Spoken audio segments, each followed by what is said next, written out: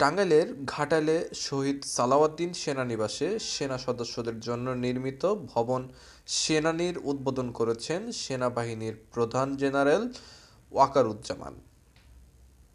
আজ বৃহস্পতিবার ৫ ডিসেম্বর বিকেল ৩:৩০টায় ফলক উন্মোচন ও বেলুন উড়িয়ে তিনি এ ভবনের উদ্বোধন করেন। পরে সেনাপ্রধান ভবনের বিভিন্ন ফ্লোর ঘুরে দেখেন এবং সেনা সদস্য ও তাদের পরিবারের সাথে মতবিনিময় করেন। এর আগে সেনাপ্রধান নবনির্মিত ভবনের সামনে বৃক্ষরোপণ করেন।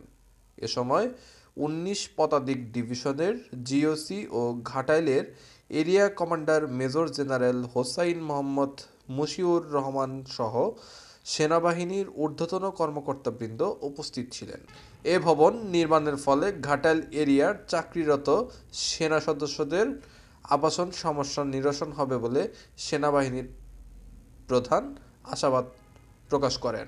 মাত্র 40% অথরাইজেশন আছে অ্যাকোমোডেশনের, সেটাকে আমরা আস্তে আস্তে বৃদ্ধি করব এবং এই জন্য আরও সেনানির বিভিন্ন জায়গায় তৈরি হবে।